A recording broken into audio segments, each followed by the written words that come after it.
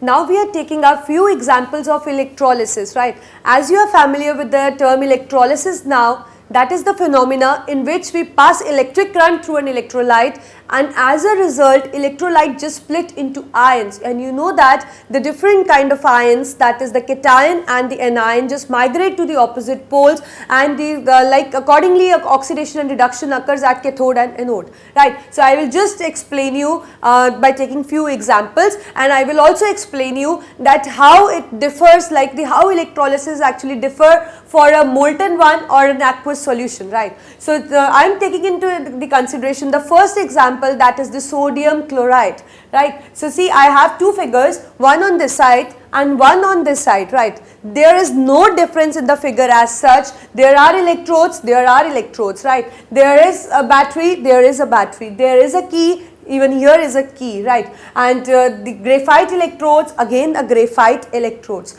What is the difference is that it has an electrolyte and similarly it has an electrolyte, but it differs in the nature of the electrolyte. What is that? See, it is a molten NaCl and it is an aqueous NaCl. So that means when we have molten NaCl, or we can say when we have a molten electrolyte and when we have a aqueous electrolyte, there occur a few differences in the electrolysis.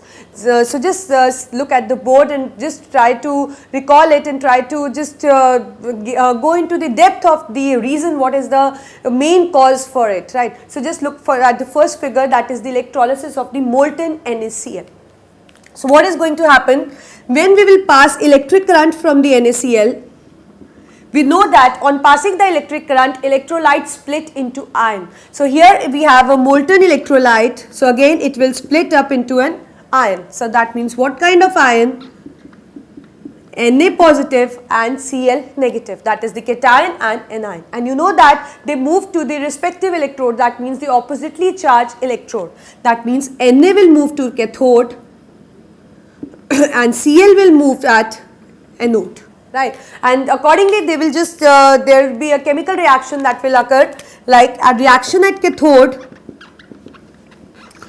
So who is going to move at cathode? Na positive. Na positive means it has just lost one electron. So what it will do? It will gain its electron, and you know that gaining of electron is called as reduction, right. So because it has one positive charge, so that means it has lost one electron. So it will just now again regain its one electron. So just see what I am writing. Plus means I am adding one electron. So either write one electron, and if you don't write anything, you know that if nothing is written in front of an alphabet, it means, obviously it means 1. So you can write 1 or you can leave like that also, right. So it will gain one electron and it will turn into an atom, and it will be a pure form. So this kind of reaction is going to occur at cathode, that is for this ion. And similarly, what reaction do we get for an anion? So what reaction occur at anode? Cl negative ion. Now what do you mean by Cl negative? Negative means that it has gained one electron. So what it will do? It will just, what the number of electron which it has gained earlier, it will now be losing that electron. So how many electron it has gained? See, you can you see one negative charge, so that means it has gained one electron. So what it will do? It will just lose that gained electron, and what is that? That means the one electron. So just see, what am I writing? Minus, that means it is losing back. How many electrons? One electron, and again it will form an atom, that means the chlorine atom. And as you know that chlorine is a diatomic molecule, that means it is not a monatomic, it doesn't exist as Cl in nature, it exists in a gaseous form, that is Cl2. So that means many atoms of oxygen, that means 2 out of them, all 2 will combine to form Cl2. That means what we will get? We will get Cl2 gas liberated at anode. What kind of reaction it has taken place on the anode? Obviously it is the the losing of electron, that is the oxidation. So this is how we have to carry out the electrolysis of the molten NaCl. So just I will write it down as I have done it. I will just write in the figures. It will be a recap. So That means NaCl will form Na plus Cl negative, as I have done in this case on passing electric current, right? You have to close the key, these electrodes will pass and NaCl will just break up into, I will just put the arrow because earlier it was indicated that this is electrolyte, but now I am just indicating it with the reaction. So NaCl just on passing electric current breaks into Na and Cl negative. Right, we know that the electrode which is attached to the positive electrode is anode and one which is attached to the negative terminal is cathode, right. So out of this, which ion will move at cathode and which ion is going to move at anode? See, it is positively charged ion, so obviously it will go on cathode. So it is just going on cathode. So all Na positive will rush towards cathode. I'll just show it with the fingers, right. And these ions will rush to the anode. They will just move to the oppositely charged electrode. Now, what happens when they reach here? When they reach here, they just Na positive means it has lost one electron. It will gain its one electron and it will form Na, right? And what Cl will do? Cl negative will lose its one electron and form Cl, and Cl will combine to form Cl2. So this is how the electrolysis will take place in case of molten NaCl. Now, what is the difference between the electrolysis of the molten NaCl and the aqueous one, right? So just look at the board carefully. What happens? Now we have aqueous NaCl.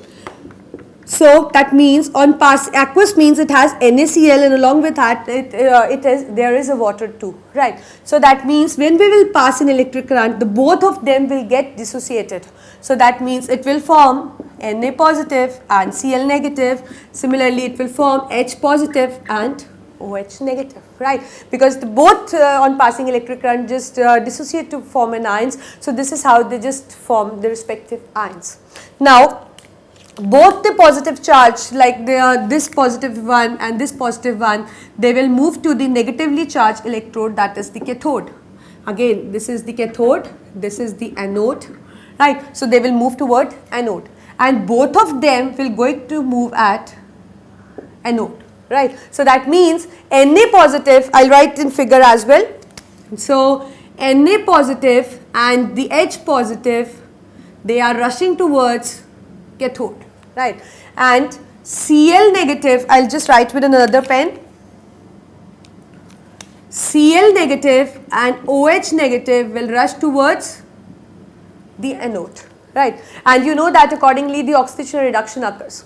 But now the question here arises that out of Na ion and H ion, which is going to get reduced? You know that at cathode reduction occurs, right? That means they gain their electron which they have previously lost, right? So that means they will be gaining their electron back. So out of Na and H ion, which is going to just gain an electron? So will they both will be showing reduction, or any one of them will be showing? So you should know that if more than one ion just reach to the respective electrode, then that ion gets discharged whose reduction potential is low. I am just repeating again. If more than one ion rush to an electrode, like in this, the two ions are rushing to this electrode and two ions are rushing to this electrode, like so out of them that ion is going to discharge which has the lower electric potential, or you can say the lower reduction potential. So as I have told you on cathode, so let us see out of them which has the lower reduction potential, which is going to show reduction, and out of them which has the lower reduction potential and which is going to show the oxidation. So reaction at cathode, so out of this Na and H ion, which has the low reduction potential? Obviously it is the hydrogen ion. So that means Na and H ion both will go to the cathode, but out of them only the reduction, which ion will be reduced? Only the hydrogen will be reduced. So that means these hydrogen ion with positive charge will gain its electron, form hydrogen. We know that hydrogen is a diatomic gas, so obviously like the Cl became Cl2, thus likewise the hydrogen will form H2. So that means what kind of reaction we'll get to see? We'll get to see H, H plus H, that is H2. So that means at cathode, which gas is liberated? The hydrogen gas is liberated. And what reaction do we observe at anode? As I have told you that these two ions just move at anode, and out of them, which has the lower reduction, lower electric potential or the reduction potential. So out of them, this has the chloride ion has the lower reduction potential. So that means out of these two ions, which is going to show the oxidation? Obviously it is the chloride ions. So that means the reaction at anode is going to be the Cl ion negative, that means it has gained one electron, will be losing an electron, will be forming Cl, right. And as I have told you, Cl exists as a diatomic molecule, so that means Cl plus Cl just unite to form Cl2. So this is how you can say the reaction is going to take place, and this is the oxidation. I am just showing in the figure as well. So out of them, this hydrogen has the lower reduction potential, and out of Cl negative and OH negative, Cl has the lower reduction potential. So that means this Cl negative will lose an electron, forming Cl, and Cl and Cl will just unite to form Cl2. So here is a difference which you can easily see, that what is the difference that exists between the molten NaCl, electrolysis of molten NaCl, and electrolysis of the aqueous NaCl, right. So what is the actual difference what you predicted? It was that in this case there was no water, like it was molten in state, and in this case the water was present. So like this electrolyte got dissociated, so even the water got dissociated, and as the more than one type of ion just moved to an electrode, and the ion, I am again repeating, if more than one type of ion move to an electrode, then the ion which has the lower electric potential is discharged, as out of Na and H, H has the lower electric potential, so that is why the reduction occur only for the H ion, right. And similarly in this case the chloride ion has the lower reduction potential, that is why it is being oxidized, not the hydroxide ion. So this is how the difference lies. We will be taking few more examples, so just look at the board, we will be doing another example, that is the second example for the electrolysis.